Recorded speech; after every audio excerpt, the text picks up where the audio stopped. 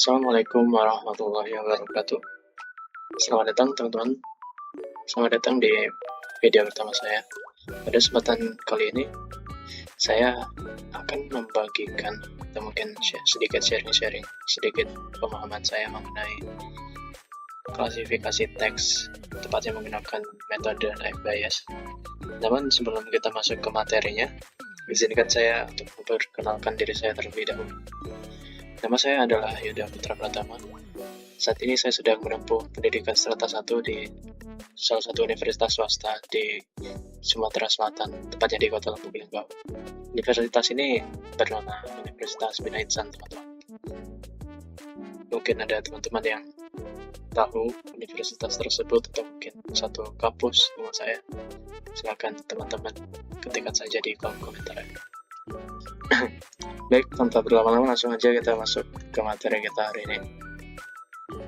Ini teman-teman bebas ya mau pakai software Visual Studio Code atau software Jupyter atau mungkin software lainnya. Karena di sini saya menggunakan Google Colab, teman-teman. Ya, teman-teman tahu sendiri Google Colab dengan beberapa kekurangannya, yaitu salah satunya harus pakai koneksi ya teman-teman.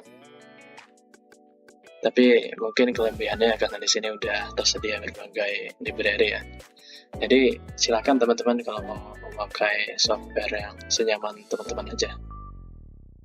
Oke, baik, langsung ke langkah pertamanya. Kita mengimport beberapa library di sini ya, yang akan kita gunakan untuk klasifikasinya. Library pertama yaitu, mungkin bisa kita zoom sedikit. Oke, kelihatan ya teman-teman ya. Di sini library pertama yang akan kita import yaitu library Pandas, yang akan kita gunakan untuk mentransformasikan atau mengubah data teks kita menjadi data frame supaya berurutan.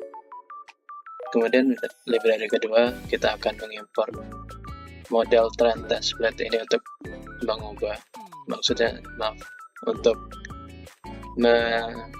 membagi data yang menjadi data training dan juga data test. Library selanjutnya yang akan kita import yaitu library untuk mengekstrak fitur ya teman-teman. Kita menggunakan Convectorizer di sini. Library selanjutnya kita menggunakan library classifier kita teman-teman. Kita di sini menggunakan FBias ya, yang kita gunakan multinomial NB di sini. Dan library terakhir kita akan mengimport library untuk mengevaluasi hasil dari klasifikasi kita teman-teman. Ini ada accuracy score, ada confusion tricks, dan juga ada classification report. Baik, selanjutnya kita membuat dataset di sini. Sebelumnya maaf karena datasetnya masih sedikit di sini yang saya gunakan. Karena di sini kita hanya lakukan contoh sederhana aja ya teman-teman ya dari klasifikasi teks. Kalau teman-teman ada dataset tersendiri yang mungkin mau dicoba, silakan teman-teman pakai saja dataset teman-teman. Baik, di sini dataset kita terdiri dari 10 buah teks ya teman-teman. Kita menggunakan label gitu ya. Di sini kita gunakan label spam dan juga hub di setiap teksnya. Kemudian kita transformasikan data ini ke dalam data frame supaya lebih berurut, supaya enak komputer kita untuk memprosesnya nanti dalam proses klasifikasi. Kemudian setelah kita transformasi dataset kita ke dalam data frame, kita pisahkan fitur dan juga labelnya teman-teman. Di sini kita akan pisahkan variable dependent dan variable independentnya, di mana variable independentnya itu X yang berisi data teks ini, dan juga variable dependentnya yaitu Y yang berisi data label ini ya teman-teman, spam dan juga home yang akan kita klasifikasi dan juga prediksi nanti. Setelah itu kita bagi dataset kita ke dalam data trend dan juga data test. Di sini kita menggunakan model trend test split ya teman-teman, di mana kita set data testnya sebesar 0,2, yaitu 20% dari data dataset kita, dan juga kita set random setnya di angka 42, sehingga nanti ketika kita jalankan ulang programnya, data ini tidak akan berantakan, polanya akan tetap sama ya teman-teman. Oke, setelah itu kita akan mengekstrak fitur-fitur yang ada pada dataset kita. Kita gunakan teknik Book of Force di sini, teman-teman. Oke, setelah itu kita akan ekstrak fitur dari dataset kita. Kita di sini menggunakan convectorizer. Sebelum itu kita inisialisasikan dulu convectorizer kita sebagai vectorizer di sini. Kemudian kita akan memasangkan ekstraksi dari dataset kita tadi di sini yang sudah kita ekstrak fiturnya. Kita akan pasangkan ke dalam data extract kita, teman-teman. Di sini kita akan menghitung berapa sih frekuensi kata yang muncul dari fitur-fitur dataset yang udah kita ekstrak yang ada di dalam extract ini. Sama halnya juga dengan data tesnya, kita ekstraksi juga fitur-fiturnya. Setelah itu kita akan latih model dari naive Bayes kita di sini. Modelnya kita menggunakan multinomial NB, di mana multinomial NB ini sesuai dengan data frekuensi kita ya teman-teman, sehingga nanti akan menghasilkan akurasi yang seharusnya lebih baik dari model-modelnya.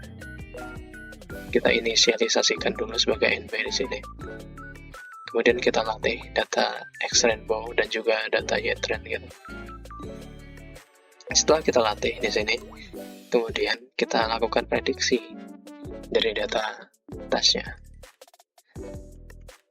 Setelah itu, kita evaluasi model dari hasil dari klasifikasi tadi menggunakan akurasi, confusion matrix, dan juga classification report. Setelah itu kita tampilkan hasil perhitungan dari akurasi, kita print hasil perhitungan dari confusion matrix, dan juga hasil dari classification report. Kita print satu-satu, sehingga jika kita jalankan kode programnya,